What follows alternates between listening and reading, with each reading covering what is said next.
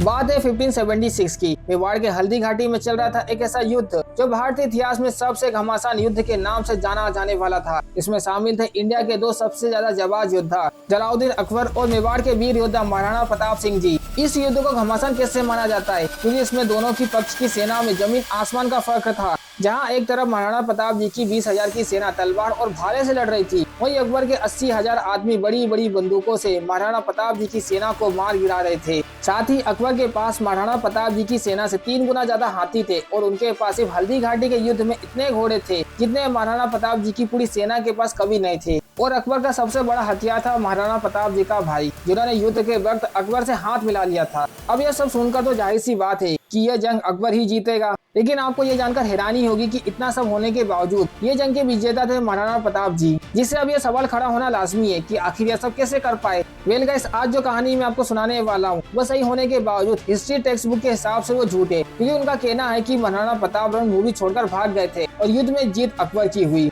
लेकिन ये नेगेटिव आखिर कहाँ से आया और क्यों ये इतना प्रॉफिट किया गया, चलिए जानते हैं इस गुत्थी को।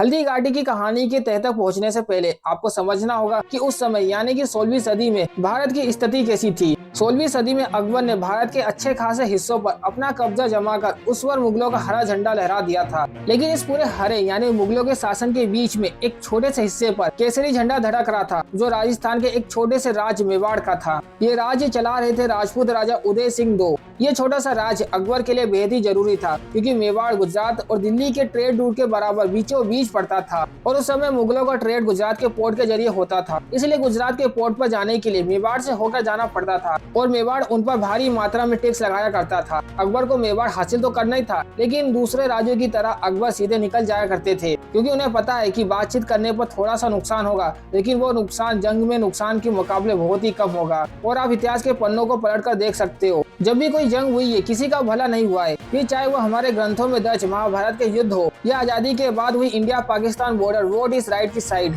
और अब अगर अकबर को भी जंग में होने वाले नुकसान का पहले से ही पता था, तो वह किस तरह बिना लड़े एक राज्य को अपना बना लेते थे। इसके लिए वह हमेशा शादी, ट्रेड या बातचीत से दूसरे राजाओं के साथ न अलायंस बनाते थे। लेकिन यह कोशिश जब उन्होंने मेवाड़ के साथ की तो राजा उदय सिंह ने सीधे सीधे इनकार कर दिया, जिसके बाद 1568 में अकबर ने मेवाड़ की तब की राजधानी चित्तौड़ पर अचानक से हमला बोल दिया। इस खूनी हत्याकांड में 40,000 से ज्यादा लोगों ने अपनी जान गंवा दी, जिसकी गिनती में सैनिक ही नहीं बल्कि चित्तौड़ के कई बेकसूर लोग और औरतें भी थी जिन्होंने जोहर किया था। लेकिन किसी तरह इस हमले से अनजान राजा उदय सिंह और उनके परिवार को उनके सैनिक और मंत्रियों ने सही सलामत उदयपुर पहुंचा दिया, जो बाद में मेवाड़ की राजधानी बन गई थी। लेकिन इस पूरे इंसिडेंट ने छोटे युवराज प्रताप के मन में एक घाव कर दिया, जो उदयपुर के आने के कुछ सालों बाद अपने पिता की मौत होने पर मेवाड़ के नए राजा बने थे। अब फिर एक बार महाराणा प्रताप के साथ बातचीत करने की पहल की। उन्होंने अपने सबसे बेहतरीन राजनायक यानी कि डिप्लोमेट को भेजे, जैसे कि टोडरमल और मान सिंह। लेकिन 8 राजनायक को भेजने के बाद भी महाराणा प्रताप जी ने हर बातचीत और समझौता किए गए को इनकार कर दिया। और ऐसा कहा जाता है कि अकबर मेवाड़ के लिए इतना तड़प गया था कि उसने महाराणा प्रताप जी को यह तक कह दिया था कि मुझे मेवाड़ दे दो, मैं तुम्हें आधा भारत दे दूंगा। हाँ, लेकिन एक शर्त पर तुम्हें मुगल के शासन के नीचे रहकर हुकूमत करनी होगी।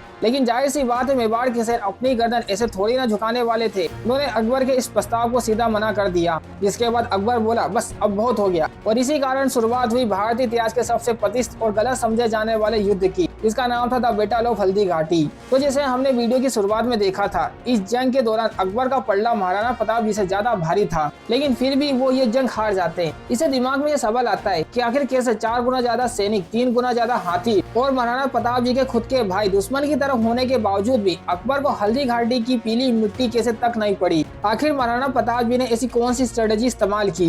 वेल, इसमें सबसे बड़ा हाथ था उनके दूरदृष्टि का। जब किसी ने हल्दी घाटी के युद्ध की कल्पना तक नहीं की थी, उससे पहले ही महाराणा प्रताप जी ने पूरे युद्ध की योजना बना ली थी। लेकिन कैसे पता चला उन्हें कि युद्ध होगा ही रहेगा? अब इसके पीछे का कारण यह था कि जब जब वह अकबर की ओर से आए हुए मंत्रियों से समझौते के लिए बात करते थे, तो महाराणा प्रताप जी उन्हें इनकार कर देते थे। तब उन्हें लगता था कि अकबर के साथ जंग की संभावना बढ़ती जा रही है, और इसीलिए उन्होंने फिर जंग से पहले योजना बनाने की शुरुआत कर दी। जहां सबसे पहले तो उन्होंने खुद को एक ऐसी जगह पर प्लेस कर दिया कि अगर अकबर उन पर हमला करना चाहे तो उनकी सेना को हल्दी घाटी से गुजर कर आना पड़े। और ध्यान रहे कि हल्दी घाटी कोई आम घाटी नहीं थी। उसकी खासियत यह थी कि वह कुछ ऐसी दिखती है। अब जैसे कि आप देख सकते हो, इसके बीच से गुजरने की जगह बहुत ही कम है, यानी एक समय पर सिर्फ कुछ लोग ही इसे पार कर सकते हैं। और इसीलिए इस बात से फर्क नहीं पड़ता कि अकबर की सेना कितनी बड़ी थी, अगर उन्हें उस घाटी को पार करना था तो उन्हें इस पतली सी गली से एक एक करके, यानी थोड़े थोड़े लोग करके ही पार करना पड़ता। और दूसरी चीज इस पर महाराणा प्रताप जी का ध्यान गया था, वो यह है कि चित्तौड़ पर हुए हमले के दौरान अकबर की सेना का सबसे बड़ा हथियार उनका एक्सपेक्टर था।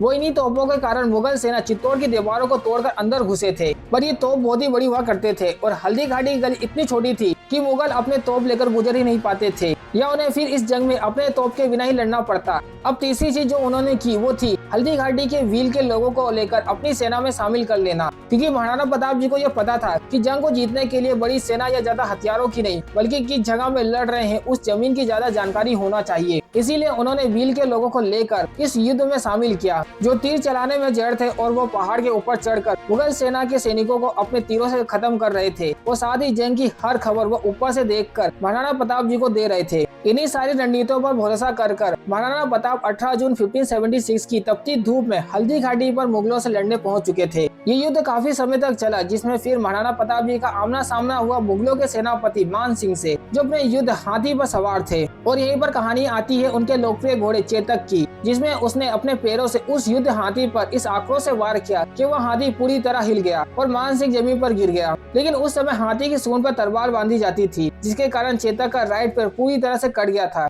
अब जो कि चेतक चल नहीं पा रहा था, तो इस मौके का फायदा उठाते हुए फिर कुछ मुगल सैनिक महाराणा प्रताप जी की ओर तेजी से बढ़ने लगे। पर उसके बाद जो हुआ उसे आज तक पूरी दुनिया भुला नहीं पाई है। नदी की तरह खून बहने के बावजूद चेतक वहां से तेजी से दौड़ पड़ा, और वो भी बिना रुके 5 किलोमीटर तक। उसने खाई के ऊपर से लगभग 27 मीटर की छलांग मारी और दूसरी तरफ बहुत ही आसानी से महाराणा प्रताप जी को उतार कर अपना दम तोड़ दिया। मुगल सैनिकों के घोड़े इतनी दूर तक कूद नहीं पाए और महाराणा प्रताप जी वहाँ से सही सलामत निकल गए। अब यह कहानी सुनकर ऐसा लगना स्वाभाविक है कि महाराणा प्रताप जी असल में रणभूमि छोड़कर भाग चुके थे। लेकिन किसी भी जंग में जीत तब तक नहीं होती जब तक तुम सामने वाले राजा को मार ना दो या उसके राज्य पर कब्जा ना कर लो। महाराणा प्रताप जी उस दौरान तो वहाँ से निकल गए थे, लेकिन वो काफी समय तक वहाँ के जंगलों में अपने सेना के साथ रुके थे और मुगलों को वहाँ से मेवाड़ तक कभी आगे बढ़ने नहीं दिया। जिसके बाद अकबर ने गिव अप कर दिया और 20 सालों तक मेवाड़ पर महाराणा प्रताप जी का झंडा ही लहराता रहा। लेकिन हमारी स्कूल की किताबों में ये लिखा गया है कि महाराणा प्रताप जी जंग छोड़कर भाग चुके हैं और मेवाड़ पर अकबर ने कब्जा कर लिया था। अब ऐसा आखिर क्यों लिखा है